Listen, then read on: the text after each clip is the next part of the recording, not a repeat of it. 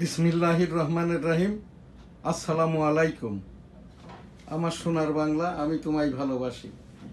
Virtual editor হাফেজ মাওলানা শাহজালাল গোলদার স্টুডিওর বাহির হতে আজ ডেইলি ভিউজ সহ বিশেষ যে অনুষ্ঠান আমাকে দিয়েছেন, বিশেষ অনুষ্ঠান রাজনীতিতে আমি এম শাহজান আলী গোলদার 26 মার্চ 1971 হতে এই পর্যন্ত আর কি আমি 1971 সালের রণাঙ্গনের 265 দিনের মুক্তিযোদ্ধা। সেই হিসাবে রাজনীতিতে আমার 54 বৎসর, অর্থাৎ 26 মার্চ 2025 রাজনীতিতে আমার 54 বৎসর পূর্ণ হবে। আমি 1971 সালের একজন মুক্তিযোদ্ধা। আমার পিতা মরহুম হাজী মধু গোলদারও যুদ্ধহত মুক্তিযোদ্ধা ছিলেন। 1993 সালে মৃত্যুবরণ করেন। সেই আমার পিতা সহ যারা 1971 সালের মুক্তিযুদ্ধে শহীদ হয়েছে, সকল শহীদদের বিদেহী আত্মার শান্তি কামনা করি। সকলকে জান্নাত দান করুন, আমিন। যারা অসুস্থ অবস্থায় মুক্তিযোদ্ধারা দিনাতিপাত করছে, তাদেরকেও সুস্থতা দান করুন, আমিন। 1 কোটি মুক্তিযোদ্ধা পরিবারের প্রায় অ্যাডাল্ট সদস্য, অর্থাৎ এই যে ভোটার মুক্তিযোদ্ধা সদস্য প্রায় 3.5 থেকে 4 কোটি আর কি। এখানে আর কি ওই সেই মুক্তিযুদ্ধের সময়কার তো মাত্র 2-3% বাদে সবাই মুক্তিযোদ্ধা পরিবার। তখন তো মুক্তিযোদ্ধা পরিবারের সংখ্যা ছিল প্রায় এই যে 2.25 কোটি। সেই মুক্তিযোদ্ধার পরিবার সেই জায়গাতেই আছে আর কি। পরিবারটা বাড়ে নাই, পরিবার থেকে ভিন্ন হওয়ার কারণে সেই সংখ্যাটা এখন দাঁড়িয়েছে এসে 1 কোটির মতো, এবং এখানে অ্যাডাল্ট ভোটার সদস্য 4 কোটির মতো। এই মুক্তিযোদ্ধা সদস্য 1971 সালের প্রজন্মের এবং বিবাহ শাদীর সুবাদেও প্রায় 20 লক্ষের মতো পরিবার, ওই যে যুদ্ধের যারা 1971 সালে বিরোধিতা করেছিল সেই রকমটা আছে। এছাড়া বঙ্গবন্ধুর সমর্থক, জিয়াউর রহমানের সমর্থক, এরশাদের সমর্থক এবং আর কি কমিউনিস্ট পার্টির সমর্থক, এই রকম মিলেই আর কি এই যে এখানটায় প্রায় এই 1 কোটি 30 লক্ষের মতো মুক্তিযোদ্ধা পরিবার, আর মুক্তিযোদ্ধার বিরোধিতাকারী 20 লক্ষ, অর্থাৎ 1.5 কোটি মুক্তিযোদ্ধার পরিবারের পক্ষ থেকে আর কি যারাই শহীদ হয়েছেন সকলের জন্য বিদেহী আত্মার শান্তি কামনা করি। সকলকে জান্নাত দান করুন। 1971 রণাঙ্গনে যারা শহীদ হয়েছে, আমার একটি ছোট্ট ভাই আমার হাতের ওপরে মারা যায়। আমি যুদ্ধাহত মুক্তিযোদ্ধা। মোটরের গোলার শব্দে আমি ওই গাছে বেঁধেছিলাম, শব্দ দূষণে আমার বাম কানটি নষ্ট, এখনো নষ্ট আর কি। 2024 সালের ছাত্র জনতা সরকারের যারা শহীদ হয়েছে তাদেরও আত্মার শান্তি কামনা করি, এবং যারা রোবোটিক থেরাপির অভাবে মারা গেছে তারা মহাশহীদ, তাদেরকে 5 কোটি। 2024 ছাত্র জনতা সরকারের মহাশহীদ 5 কোটি, শহীদদের 1 কোটি, এবং যারা আহত অবস্থায় এখনো হাসপাতালের বেডে কাতরাচ্ছে তাদেরকে এই যে 1/2 কোটি টাকা করে দেওয়া হোক এনএসটিভি টেবিল থেকে। আমি এটা উপস্থাপনা করেই চলেছি আর কি। আস্তাগফিরুল্লাহ রাব্বিহি মিন কুল্লি যামবি ওয়া আতুবু ইলাইহি ওয়া লা হাওলা ওয়া লা কুওয়াতা ইল্লা বিল্লাহিল আলিয়্যিল আযীম। আমিন। রব্বুল আলামিন পাক পরওয়ারদিগার এই দোয়াকে কবুল করে নিন, আমিন। তাবলিগের এই যে শেষ সেশনের এই যে সাদ অনুসারীরা আর কি, গতকাল আজ আগামীকাল দোয়াটা হবে। এখানে সাদ সাহেব আর আসবেন না, তার ওই নাবালক পুত্রকে এখানে পাঠানো হয়েছে। এখানে বয়ানটা করতেছেন আব্দুস সাত্তার নামক একজন মুরব্বী। দোয়াটাও হয়তো বা উনিই করবেন আর কি আজ এবং আগামীকাল আর কি। কিছু অংশের খেত্তা ভিত্তিক বয়ান চালু আছে। মহানবী মুহাম্মদুর রাসূল সাল্লাল্লাহু আলাইহি ওয়াসাল্লামের বিদায় হজের মহান ভাষণই মহাতবলিগ, সেখানটাই আমি কয়েকটা কথাই বলি।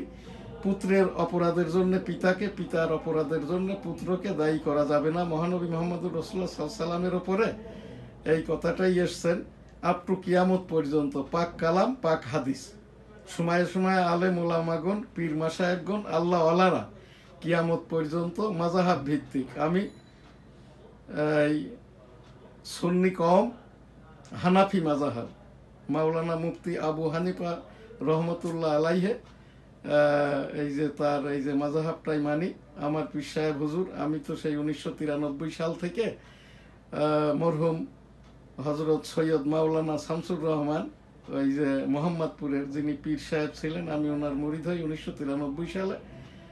এই যে 2017 সালে মৃত্যুর পূর্ব পর্যন্ত আমি মুরিদ ছিলাম। আমার এই যে পীর সাহেব হুজুর আমাকে আগেই ঢাকার খলিফা হিসেবে দায়িত্ব দিয়েছিলেন, এবং হুজুর মারা যাওয়ার পরে আমি এই যে পীর বা শিক্ষক, 4 তরিকার পীর, আমি কোনো মুরিদ করি না। আমার এখান থেকে আস্তাগফিরুল্লাহ রাব্বিহিম মিন কুল্লি যামবি ওয়া আতুবু ইলাইহি ওয়া লা হাওলা ওয়া লা কুওয়াতা ইল্লা বিল্লাহিল আলিয়্যিল আযীম। আল্লাহুম্মা সাল্লি আলা মুহাম্মাদ ওয়া আলা আলি মুহাম্মাদ কামা সাল্লাইতা আলা ইব্রাহিম ওয়া আলা আলি ইব্রাহিম ইন্নাকা হামিদুম মাজিদ। আল্লাহুম্মা বারিক আলা মুহাম্মাদ ওয়া আলা আলি মুহাম্মাদ কামা বারাকতা আলা ইব্রাহিম ওয়া আলা আলি ইব্রাহিম ইন্নাকা হামিদুম মাজিদ। সুবহানাল্লাহ, আলহামদুলিল্লাহ, লা ইলাহা ইল্লাল্লাহু, আল্লাহু আকবার, ওয়ালিল্লাহিল হামদ, লা ইলাহা ইল্লাল্লাহু, মুহাম্মাদুর রাসূলুল্লাহ। বিসমিল্লাহির রহমানির রহিম, আলহামদুলিল্লাহি রাব্বিল আলামিন, আর রহমানির রহিম, মালিক ইয়াউমিদ্দিন, ইয়্যাকা না'বুদু ওয়া ইয়্যাকা নাস্তাঈন, ইহদিনাস সিরাতাল মুস্তাকিম, সিরাতাল্লাযীনা আন'আমতা আলাইহিম গায়রিল মাগদুবি আলাইহিম ওয়ালাদ-দাল্লিন, আমিন। আস্তাগফিরুল্লাহ রাব্বিহিম মিন কুল্লি যামবি ওয়া আতুবু ইলাইহি ওয়া লা হাওলা ওয়া লা কুওয়াতা ইল্লা বিল্লাহিল আলিয়্যিল আযীম, আমিন। রাব্বানা আতিনা ফিদ দুনিয়া হাসানাতাও ওয়া ফিল আখিরাতি হাসানাতাও ওয়া কিনা আযাবান নার। রব্বানা যালামনা আনফুসানা ইল্লাম তাগফির লানা ওয়া তারহামনা লানাকুনান্না মিনাল খাসিরিন। সুবহানা রাব্বিকা রাব্বিল ইজ্জাত আম্মা ইয়াসিফুন ওয়া সালামুন আলাল মুরসালিন আলহামদুলিল্লাহি রাব্বিল আলামিন। লা ইলাহা ইল্লাল্লাহু মুহাম্মাদুর রাসূলুল্লাহ, আমিন। এখন আমাদের মূল আজকের যে এই বিশেষ প্রোগ্রাম আর কি, ডেইলি ভিউজের আজ বিশেষ কোনো খবর না থাকার কারণে আর কি আমাকে এই যে ভার্চুয়াল এডিটর হাফেজ মাওলানা শাহজালাল গোলদার বিশেষ অনুষ্ঠানটি দিয়েছেন। আমি এই যে অনুষ্ঠানটি রাজনীতিতে আমি এম শাহজাহান আলী গোলদার 1971 সালের রণাঙ্গনের একজন মুক্তিযোদ্ধা, 265 দিনের। এখানে আমার এই যে ছবিটি দেখছেন, মুক্তিযুদ্ধের সময়কার আমার ছবি, আর এখন বর্তমানের ছবিটি, যে পতাকা নিয়ে যুদ্ধ করেছি, তোমার দেশ আমার দেশ বাংলাদেশ, বাংলাদেশ তোমার নেতা আমার নেতা বঙ্গবন্ধু শেখ মুজিব, শেখ মুজিব জয় হোক, জয় হোক বঙ্গবন্ধুর, জয় হোক, জয় হোক, জয় হোক শ্রীমতী ইন্দিরা গান্ধীর, জয় হোক, জয় বাংলা আমার সোনার বাংলা, আমি তোমায় ভালোবাসি। তো ওই সেই পতাকার ছবিটি এবং আমার মুক্তিযুদ্ধের আমার পিতার সাথে আমার যে সনদ এবং যে লাইভ ট্রি বা জীবন গাছের নিচ দিয়ে আর কি এই যে 140টি ল্যান্ড ট্যাঙ্কার ঢুকেছিল আর কি, সেই 140টি ল্যান্ড ট্যাঙ্কার তো নিচ দিয়ে ওপর দিয়ে 100টি বিমান যশোর ক্যান্টনমেন্ট দখল করে নেওয়ার পরে যশোরটা স্বাধীন হয় এই যে 7 ডিসেম্বর 1971। তখন আমরা এই যে যশোর কলকাতা রোড ধরে পেট্রাপোল বনগা হতে আর কি বাই রোড দিয়ে আমার বাড়িটা বেনাপোল সিটির গোলদা সিটিতে, জয় বাংলা আমার সোনার বাংলা আমি তোমায় ভালোবাসি স্লোগান দিতে দিতে আসি। তারপরে রাস্তার দুই ধারে ল্যান্ডমাইন বেষ্টিত থাকার কারণে আমাদেরকে ফিরাইয়ে নিয়ে যাওয়া হয় আর কি। অতঃপর আর কি আমরা সেই 1972 সালের 22 ফেব্রুয়ারি পর্যন্ত ভারতীয় রিফিউজি ক্যাম্পে ছিলাম। 16ই ডিসেম্বর 1971 চূড়ান্ত বিজয়ের দিন আমরা সেই যশোর কলকাতা রোড দিয়ে জয় বাংলা আমার সোনার বাংলা আমি তোমায় ভালোবাসি ধ্বনি দিয়ে বাংলাদেশে আমাদের বাড়ি গোলদা সিটিতে আসি। আমাদের থাকার পরিবেশ ছিল না, ঘর বাড়ি ছিল না, এখানে কোনো ব্যবস্থাই ছিল না, জ্বালিয়ে পুড়িয়ে খাক করে দিয়েছিল এই যে পাকিস্তানি সেনাবাহিনী রাজাকাররা। আমরা আবার ভারতে ফেরত যাই। অতঃপর আর কি 22 ফেব্রুয়ারি 1972 দেশে ফেরত আসি। ইতিমধ্যে আগস্ট 1971 আমি ওই যে আমার ডিউটিটা ছিল আমার সেক্টরটা 8 সেক্টর কমান্ডার মেজর মঞ্জু সাহেব বনগা বেনাপোল যে রণাঙ্গন 10,000 আমরা যারা বাচ্চা মুক্তিযোদ্ধা এই যে মাইনর ফ্রিডম ফাইটার বাচ্চা মুক্তিযোদ্ধা নামকরণটা মেজর মঞ্জু সাহেবের আর কি। তো ওই সেই আমার ডিউটিটা ছিল গাছে উঠে এই যে পাকিস্তানিদের, খান সেনাদের ওই যে গোলাগুলির স্থান, জিপ গাড়ি ইত্যাদি দেখে রিপোর্ট করা, রাজাকারদের অবস্থান জানানো। একটা পর্যায়ে তো রাজাকাররা মিলিটারিদের, পাকিস্তানি মিলিটারিদেরকে ডিটেক্ট করে দিলে আমাদেরকেও নিধন শুরু করে। তা আমি ওই গাছে উঠে দেখার সময় আমার মাথার ওপর দিয়ে মোটরের গোলা যায়, আমি বেহুশ হয়ে 2 ঘন্টা কাল বেঁধে থাকি। অতপর তো জলচিকিৎসায় আমার এই যে আমি ভালো হয়ে উঠি। তখন আমার মা বহুবার নিষেধ করেছে, বাবারে আমরা তো ওই রাত্রে ইন্ডিয়ায় ঘুমাইতাম, দিনে এসে যুদ্ধ করতাম। মা বললেন, বাবারে তুই আর ওই দেশে যদি যাই যুদ্ধ করিস তাহলে তুই আর বাঁচবি না, তোরে বাঁচাইতে পারবো না। তারপরেও তোরে তো আর দেখি না, 5-7 দিন পরে একবার দেখা হয়। যাই হোক আর কি, তোরে আল্লাহ রাস্তে দিয়ে দিলাম। আমার পিতা মাতা উভয়েই আর কি মুক্তিযোদ্ধা ছিলেন। তখন আর কি ওই যে মা বলেন, যা তোরে দিয়ে দিলাম, দেশটা নিয়ে আসিস। জয় বাংলা, আমার সোনার বাংলা, আমি তোমায় ভালোবাসি। মেজর মঞ্জু সাহেব আমাদেরকে, তার নেতৃত্বে আমাদের লোকাল কমান্ডার আলী কদর সাহেব আমাদেরকে যে ট্রেনিংটা দিয়েছো, তোমরা যুদ্ধ করতে যেয়ে এই যে গোলাগুলি মোটরের বা তোমার সাথের কেউ হয়তো একজন মারা গেছে, তখন তোমরা তো ওখান থেকে নিজেকে সেভ করবা, নিরাপদ গন্তব্যে আসবা। তখন ওই যে শহীদ বা মারা যাচ্ছে তাকে গ্র্যান্ড স্যালুটটা আমাদের শিখিয়েছিল, ইন্না লিল্লাহে ওয়া ইন্না ইলাইহি রাজিউন। 1971 সালের রণাঙ্গনের বীর মুক্তিযোদ্ধা, লাল সালাম, স্যালুট আপনাকে। জয় বাংলা, আমার সোনার বাংলা, আমি তোমায় ভালোবাসি। আমি এম শাহজাহান আলী গোলদার। আমার এই যে রাজনীতিতে 1971 সালের এই 26শে মার্চ হতে আর কি, 26শে মার্চ 2025 রাজনীতিতে আমার এই যে রাজনীতির বয়সটা 54 বৎসর। আমার এখন মোট বয়স এই যে 65 বৎসরে পড়েছে আর কি। আমাদের যেটা স্টেট এরিয়া অর্থাৎ জমিদারি এরিয়া, সেটা হচ্ছে সারসা উপজেলার এই রামপুর গ্রাম নিয়ে উলুশি ইউনিয়ন। এখানে আমাদের 1100 একর জমির মধ্যে ব্রিটিশ সব এই যে আমাদের থেকে কেড়ে নিয়ে আমাদের গোলদারদের 8টি পরিবারকে 100 একর জমি দেওয়া হয়, অর্থাৎ 12 একর করে আর কি জমি দেওয়া হয়। তো সেখান থেকে আমার আব্বা তখন ওই রামপুরের ওখান থেকে বেনাপোল সিটির, গোলদার সিটিতে এখন আমরা যেখানে, এখানে আমাদের বসতিটা গড়েন।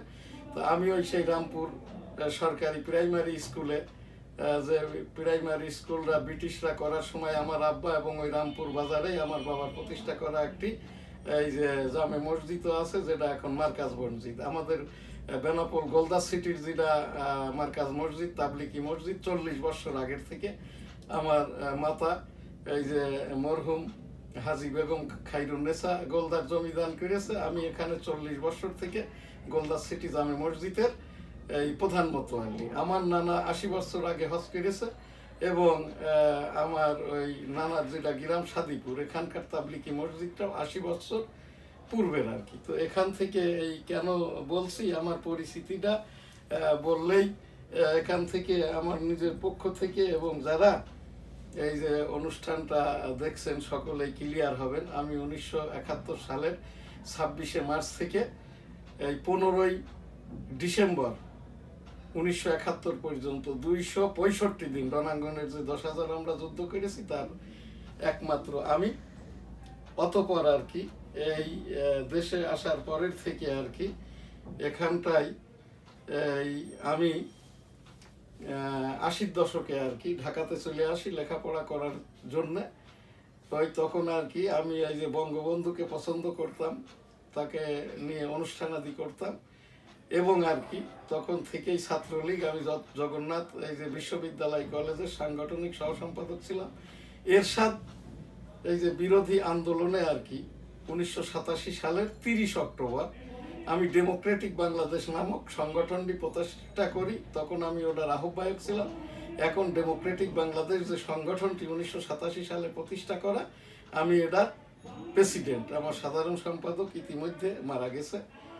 অতপর আর কি এই 87 থেকে আমি এই ডেমোক্রেটিক বাংলাদেশের প্রেসিডেন্ট হিসেবে দায়িত্বটা পালন করছি এবং রাজনীতিটাও করে চলেছি আর কি। তো সেই সাথে আমাদের ওই যে 1971 থেকে এই পর্যন্ত আর কি 26 মার্চ 1971 থেকে 26 মার্চ 2025 এই 54 বছর আর কি আমার রাজনৈতিক বয়স। এখানটায় 26 মার্চ 1971 হতে এই 15/12/1971 265 দিনে রণাঙ্গনের বনগাঁ বেনাপোলের আমি মুক্তিযোদ্ধা। এর ভিতরে আর কি আমাদের এই এখানে ওই যে মুক্তিযুদ্ধের সময় ইন্ডিয়াতে 2টি ঈদ এবং 3টি শবে বরাত ওখানটায় আর কি করতে হয়েছে আমাদের। এখান থেকে আর কি এই 26 মার্চ 1971 হতে 22 ফেব্রুয়ারি 1972 পর্যন্ত ভারতীয় রিফিউজি ক্যাম্পে ছিলাম। আমাদের এই দেশে ঘরবাড়িটা না থাকার কারণে এবং ইন্ডিয়ান সরকার আমাদের বেড না করে দেওয়ার কারণে 26 মার্চ 1971 হতে 22 ফেব্রুয়ারি 1972 পর্যন্ত এখানটায় আর কি ওই সেই আমরা তার পরবর্তী থেকে ভারতের যে 3টি সহ গত 2024-এর এই যে কুরবানির ঈদ সহ মোট 107টি ঈদ আমার পক্ষ থেকে উদযাপিত হয়েছে আর কি। এখানে 1993 থেকে 2018 পর্যন্ত আমার পীর সাহেব হুজুরের কাছে আমি মুরিদ হই। এই যে মাগুরা মোহাম্মদপুরের মরহুম সৈয়দ মাওলানা এই যে শামসুর রহমান পীর সাহেব 1993 সালে থেকে 2017 সাল পর্যন্ত হুজুরের কাছে আমি বায়াত হই এবং আমি ঢাকাস্থ খলিফা ছিলাম। 2018 সাল হতে আমার ওই সেই হুজুরের এই কথা মোতাবেক আমি বর্তমানে শিক্ষক বা এই 4 তরিকার পীর বা শিক্ষক। আমি কোনো মুরিদ করি না। আমি এখান থেকে ইস্তেগফার আস্তাগফিরুল্লাহ রাব্বি মিন কুল্লি যামবি ওয়া আতুবু ইলাইহি ওয়া লা হাওলা ওয়া লা কুওয়াতা ইল্লা বিল্লাহিল আলিয়্যিল আযীম। আল্লাহ তাআলা জিকির সুবহানাল্লাহ আলহামদুলিল্লাহ লা ইলাহা ইল্লাল্লাহু আল্লাহু আকবার ওয়া লিল্লাহিল হামদ।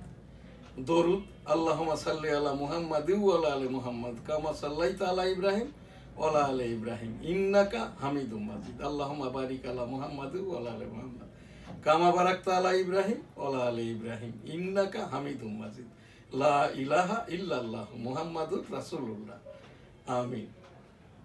আলহামদুলিল্লাহি রাব্বিল আলামিন আর রহমানির রহিম মালিকি ইয়াউমিদ্দিন ইয়্যাকা না'বুদু ওয়া ইয়্যাকা নাস্তাঈন ইহদিনাস সিরাতাল মুস্তাকিম সিরাতাল লাযিনা আন'আমতা আলাইহিম গায়রিল মাগদুবি আলাইহিম ওয়ালাদ-দাল্লিন। আমিন। রাব্বানা আতিনা ফিদ দুনিয়া হাসানাতাও ওয়া ফিল আখিরাতি হাসানাতাও ওয়া কিনা আযাবান্নার। আমিন। এইগুলাই আমাদের এখান থেকে আমার যারা পীর ভাইয়েরা আছে তাদেরকে নিয়ে আমি এই চর্চাটা নিয়মিতই করি। ইস্তেগফার এবং দুরুদের আমলটাও করি, আল্লাহ তাআলার জিকিরটাও করি আর কি। রাব্বুল আলামিন আস্তাগফিরুল্লাহ রাব্বি মিন কুল্লি যামবি ওয়া আতুবু ইলাইহি ওয়া লা হাওলা ওয়া লা কুওয়াতা ইল্লা বিল্লাহিল আলিয়্যিল আযীম। আমাদের সকল কিছুকে মাফ করে দিয়ে কবুল করে নিন। বিশ্বের সকলেই যারা আর কি আমার অনুষ্ঠান দেখছেন, শুনছেন, অংশগ্রহণ করেছেন, সকলের পক্ষ থেকে সকলকে কবুল করে নিন, সকলকে মাফ করে দিন। আর আপনারা সকলেই ইস্তেগফারটা সার্বক্ষণিক পড়বেন, দরুদটা সার্বক্ষণিক পড়বেন। আস্তাগফিরুল্লাহ আস্তাগফিরুল্লাহ আস্তাগফিরুল্লাহ সাল্লাল্লাহু আলাইহি ওয়াসাল্লাম সাল্লাল্লাহু আলাইহি ওয়াসাল্লাম সাল্লাল্লাহু আলাইহি ওয়াসাল্লাম। আল্লাহু আকবার আল্লাহু আকবার আল্লাহু আকবার। বিসমিল্লাহির রহমানির রহিম বিসমিল্লাহির রহমানির রহিম। এইটুকু করলেই আপনার এই জ্যাকেটটা কালটা জারি থাকবে, চালু থাকবে, সচল থাকবে, সতেজ থাকবে। আপনার কর্তৃক কোনো পাপ গুনাহ পাপাচার ইত্যাদি সম্পন্ন হবে না। আস্তাগফিরুল্লাহ রাব্বি মিন কুল্লি যামবি ওয়া আতুবু ইলাইহি ওয়া লা হাওলা ওয়া লা কুওয়াতা ইল্লা বিল্লাহিল আলিয়্যিল আযীম। রাব্বুল আলামিন কবুল করে নিন। আমিন। অতঃপর আর কি আমি এখান থেকে এই যে এবার আমার রাজনীতিতে যখন থেকে আর কি তখন হাই স্কুলে পড়তাম। 1977 সালে জিয়াউর রহমান সাহেব ইয়েস নো পাবলিক কনসেনসাস করার জন্য একটি ভোট দিয়েছিল। আমি সেই ভোটের পুলিং এজেন্ট ছিলাম। যারাই ভোটের আয়োজক তারা আমাদেরকে আমাদের ওখানকার বেনাপোল হাই স্কুলের সামনের যে পলাশ হোটেল সেখানকার একটি বিরিয়ানির টোকেন দিয়েছিল, নগদ বঙ্গবন্ধু ওই যে অঙ্কিত একটি 50 টাকার নোট দিয়েছিল। বেলা 11টার থেকে গন্ডগোল শুরু হয়। আমাদের ওই বেনাপোল হাই স্কুল মাঠে আমবাগান ছিল। বোমাবাজি হয়, টিয়ার গ্যাস হয়। তারপরে আমাদের আতিয়া স্যার আর কি বলেন, উনি পুলিং অফিসার ছিলেন, আমরা ইয়েস নো দুইজন করে ওই যে পুলিং এজেন্ট ছিলাম। আতিয়া স্যার বলেন তখন কোনো ভোটাভুটি হয় নাই, ভোট পড়ে নাই, তোমরা পালাও। তখন স্কুলের পিছন দিয়ে হাকন নদী পার হয়ে নামাজ গিরাম দিয়ে আবার আমার ওই যে বেনাপোল, যেটা এখন স্থলবন্দর, এখানেই স্থলবন্দরের 2 নম্বর গেটের উল্টা দিকে আমার গোলদা সিটিটা বাড়িটা আসি। তো ওইটুকুই মনে আছে আর কি, সেই পলার সেটেলের বিরিয়ানিটা আর খাওয়া হয়নি, কিন্তু 50 টাকার নোটটাও আর ফেরত দেওয়া হয়নি আর কি। এরপরে তো 1996 সালে আমি ওই যে তার পরবর্তীতে আর কি এরশাদ বিরোধী আন্দোলনে ওই যে 1986 সালে, এরপরে তো খন্দকার মুস্তাকের সরকার, তারপরে অনেকগুলো সরকার, সবই রাষ্ট্রপতি শাসিত সরকার। এরপরে 1981 সালের মে মাসে এই যে এরশাদ সাহেব আর কি এই বিএনপি কর্তৃক ক্ষমতাটা টেক করেন আর কি। অতপর আর কি 9 বছর পরে সর্বদলীয় আন্দোলনের মাধ্যম দিয়ে এই যে তখন এরশাদ সরকারকে এখান থেকে বিতাড়িত করা হয়। তখন আর কি এরপরে থেকে এই যে সামরিক ফ্যাসিস্ট এরশাদ পতনের পরে 91 সালে বিএনপি আবার ওই যে তত্ত্বাবধায়ক সরকারের মাধ্যম দিয়ে এখানে মন্ত্রী পরিষদ শাসিত সরকার ব্যবস্থায় ফেরত আসেন। এরপরে 96-তে আবারও আওয়ামী লীগ, সেই অন্তর্বর্তীকালীন সরকার এবং মন্ত্রী পরিষদ শাসিত সরকার ব্যবস্থা। এরপরে আর কি 2001 সাল থেকে 2006 সাল পর্যন্ত আবারও ওই সেই মন্ত্রী পরিষদ শাসিত সরকার বিএনপি। আমি কিন্তু 1987 সালেই আর কি এরশাদ বিরোধী আন্দোলন থেকেই আমার এই যে সংগঠন ডেমোক্রেটিক বাংলাদেশ 1987 সালের 30 অক্টোবর প্রতিষ্ঠা করা। অতপর আর কি 2006 থেকে 8 পর্যন্ত মঈনুদ্দিন ফখরুদ্দিনের শাসন ব্যবস্থা যারা বলেছিল আর কি, অনেক সংশোধনও করেছিল। শেখ হাসিনার সরকার বলেছিল সবকিছু মেনে নেবে, কিছুই মেনে নেওয়া হয়নি। অতপর তো যা হবার তাই হয়।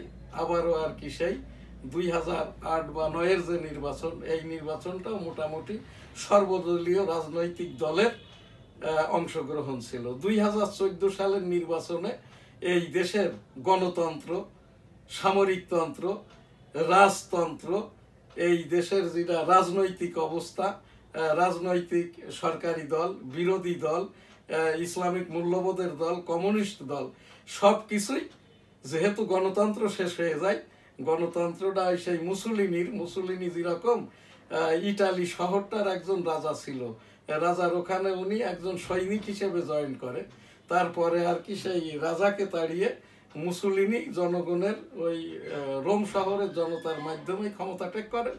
অতপর জনতা যখন বুঝে ফেলে তখন সেই ইটালির মুসুলিনিকে কিন্তু পা ওপরের দিকে মাথার নিচের দিকে ঝুলিয়ে মৃত্যু নিশ্চিত করে। অতপর আবার সেই রোম শহর রাজার রাজত্বে ফিরে যায়। তো এই জায়গাটাই আর কি সেই মুসুলিনিরও বিচার হয় নাই, সেই মুসলিম যাদের খুন করছিল তাদেরও বিচারটা ঐক্যবদ্ধ হয় নাই আর কি। তো এই জায়গাটাই এখান থেকে এরপরে আর কি সেই 2 বছর ক্ষমতায় থাকার পরে আবার যে নির্বাচনটা সর্বদলীয় হয়, সেখানে আওয়ামী লীগ জয়লাভ করে। অতপর আর কি আওয়ামী লীগ এই 2001 থেকে 6-এর মধ্যে সংবিধানটাকে কাটা ছিঁড়া করতে করতে 17তমে নিয়ে যায়। এরপরে 2014 সালে নিরঙ্কুশ বিজয়ের পরে আর কি 154টি আসনে তো ভোটই হয়নি, বাকিগুলোর যেটা ভোট সেটাকে ভোট বলা যায় না। এরপরে হচ্ছে এই যে 2018, 2024-এর যে ভোট, এটাতেও কোনো ভোটাভুটি বা অংশগ্রহণ ছিল না। আমি 2008, 2014, 2018, 2024 আমি এখানে স্বতন্ত্র হিসেবে নির্বাচনে অংশগ্রহণ করার চেষ্টা করি, গণতন্ত্র, সংবিধান, সংসদ, ভোট বাঁচানোর জন্য। কিন্তু ফ্যাসিস্ট নির্বাচন কমিশন আমাকে নমিনেশন ফর্ম দেয় নাই। 1996 সালে কনস্টিটিউয়েন্সি 85 ন্যাশনাল, যশোর, সারসা বেনাপোল হতে আমি নির্বাচনটা করেছিলাম এই যে গণতন্ত্র, সংসদ, সংবিধান ইত্যাদি রক্ষার্থে, যেখানে বিএনপির 14 দিনের সংসদ ছিল, আমার জামানতটা বেঁচে ছিল। আমি অতপর আর কি এই যে 2023 সালের ফেব্রুয়ারি মাসের যে রাষ্ট্রপতি নির্বাচন, এখানেও আর কি 18 কোটি জনগণের পক্ষে এই গণতন্ত্র, সংবিধান, সংসদ, ভোট, নির্বাচন, রাজনৈতিক দল এটার একটা রক্ষাকল্পে আর কি আমি 2018 রাষ্ট্রপতি নির্বাচনে নির্বাচন কমিশন বরাবর আমি জনগণের পক্ষে নমিনেশন ফর্মটা আমি প্রার্থনা করি, কিন্তু তৎকালীন এই যে ফ্যাসিস্ট নির্বাচন কমিশন আমাকে নমিনেশন ফর্মটা দেয় নাই। আমি এই যে ছাত্র জনতার আন্দোলন 2024 আমার এই www.dailynewsstar.com newsstar.tv এখান থেকেও আমি এই যে 10টির মতো প্রোগ্রাম করেছি। আমার ছেলেটা হাফেজ মাওলানা শাহজালাল গোলদার, আমার নাতি ছেলে সুলাইমান, আমি নিজেও আর কি এই যে বৈষম্য বিরোধী ছাত্র আন্দোলনে ছাত্র জনতার কাতারে এখনো আমি যুদ্ধটা করে যাচ্ছি। আমার শেষ যে উপস্থাপনা 1971 সালের রণাঙ্গনের মুক্তিযোদ্ধাদের মর্যাদা এবং মুক্তিযুদ্ধ মর্যাদা সেটেলমেন্ট প্রত্যাশা করছি। আমার শেষ যেটা উপস্থাপনা, শেখ হাসিনার নামে যখন ভারতে ওয়ারেন্ট গেছে তখন ভারত কিন্তু ভারতীয় জেলখানায় আছে ট্রেসপাস অ্যাক্টে, বিনা পাসপোর্ট, বিনা ভিসাতে, বিনা টিপিতে ভারতে শেখ হাসিনা আবিষ্কার হওয়ার পরে আর কি তাকে মেরটের একটি ওই যে সেভ হোমে আর কি উইদাউট পাসপোর্ট, উইদাউট ভিসাতে ঢোকার কারণে ট্রেসপাস অ্যাক্টে আটক আছে।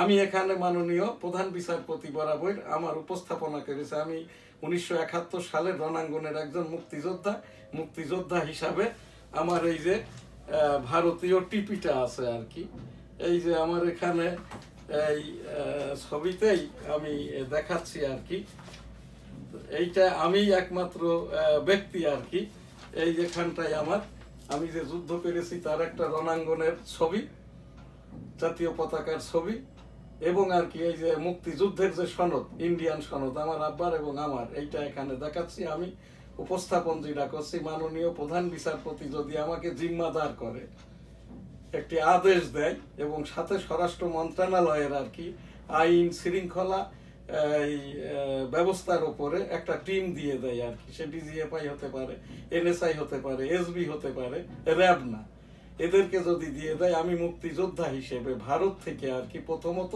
প্রাদেশিক সরকারের থেকে, অর্থাৎ মধ্য প্রদেশের মেরঠ শহরে আছে শেখ হাসিনা, এখান থেকে প্রাদেশিক সরকারের মাধ্যমে জামিন করতে হবে, তারপরে এইবার সেন্ট্রাল গভর্নমেন্টের থেকে জামিন করতে হবে। ওখানে যেমন বাংলাদেশের একজন জিম্মাদার লাগবে, ভারতেরও 2 জন জিম্মাদার লাগবে, যারা বাংলাদেশের পক্ষ হতে শেখ হাসিনা রেসপন্সিবল হবে। সেটা আমাদের বাংলাদেশ এমবাসি যারা ওখানে high commissioner, deputy high commissioner, first বা সেকেন্ড সেক্রেটারি আছে তারা হলেও চলবে। আর এইদিকে আমাকে যদি জিম্মাদার করা হয় আর কি, তাহলে অতপর আর কি আন্তর্জাতিক ভাবে আর কি তখন আবেদন করলে ইন্টারপোলের মাধ্যম দিয়ে, যেহেতু সে বিনা পাসপোর্টে ইন্ডিয়ায় ধৃত হয়েছে, শেখ হাসিনাকে তখন, এখন তো শেখ হাসিনা স্ট্যাটাস হলো push in, but there have no passport, she lady Sheikh Hasina, সে বাংলাদেশের একজন সাধারণ নাগরিক হিসেবে উইদাউট পাসপোর্টে ট্রেসপাস অ্যাক্টে ধৃত হয়েছে, তাকে প্রাদেশিক সরকারের জেলখানায় রাখা হয়েছে। প্রাদেশিক সরকার সেন্ট্রাল সরকারের জামিন নেওয়ার পরে আর কি ইন্টারপোলের মাধ্যম দিয়ে তাকে একটি ফরওয়ার্ডিং দিতে হবে বাংলাদেশের স্বরাষ্ট্র মন্ত্রণালয়, প্লিজ মানে we are taken him she Sheikh Hasina about আপনার এই যে push in push back. Sheikh Hasina এখন স্ট্যাটাস পুশ ইন, তিনি আইনি কার্যক্রমের পরে পুশব্যাকের মাধ্যম দিয়ে, আমি আমার বাড়িটা তো বেনাপোল সিটির গোলদার সিটিতে, ওখানেই আমি মুক্তিযুদ্ধটা করেছি। এই বেনাপোল পোস্টের মাধ্যম দিয়েই আমি শেখ হাসিনাকে, যদি মাননীয় উচ্চতর আদালত, আমি তো একজন আইনশাস্ত্র পাশ করা, আমি 1988 সাল থেকে আর কি মাননীয় উচ্চতর আদালতের রেভিনিউ মামলা করে থাকি, সেই হিসাবটাই আর কি আমাকে রেসপন্সিবল করলে আমি চেষ্টা করে দেখতে পারি। এইটা আবারও এখানে উপস্থাপন করলাম। আমার আরেকটি উপস্থাপনা, ছাত্র জনতার পক্ষ থেকে ছাত্ররা যে রাজনৈতিক সংগঠন করতে চাচ্ছে 1987 সাল থেকে গণতন্ত্রের জন্য আমার এই যে সংগঠন, গবেষণার জন্য, আমি কখনোই রাজনৈতিক সংগঠনে এটা রূপান্তরিত করি নাই। ছাত্র জনতা সরকারের ছাত্রদের পক্ষ থেকে যদি আমার এই সংগঠনটি নেওয়া হয় ডেমোক্রেটিক বাংলাদেশ, আমি নিঃশর্তে আর কি এইটা দিয়ে দিতে চাই। আমি এখানে এই যে ছাত্ররা যে রাজনৈতিক সংগঠন করছে তার যে মুখপাত্র সামান্তা শারমিন বরাবর উপস্থাপন করলাম। আজ আমাদের সময়টা আর মোটেই নাই। সকলে ভালো থাকবেন, সুস্থ থাকবেন, পাশের জনকে ভালো রাখবেন। ডেঙ্গু সতর্কতায় থাকুন, কোভিড সতর্কতায় থাকুন। সিটি কর্পোরেশন প্রতিদিন একবার করে মশার ঔষধ স্প্রে করুন। ছাত্রছাত্রীরা ক্লাসে যাও, শিক্ষকরা শিক্ষা বোর্ড হতে পাঠ্যক্রম পাঠ্যসূচি তুলে নিয়ে ক্লাসেই পাঠদান শেষ করুন, না হলে ক্ষতিটা হয়ে যাবে। আলহামদুলিল্লাহ, আল্লাহ হাফেজ। জয় বাংলা, আমার সোনার বাংলা, আমি তোমায় ভালোবাসি।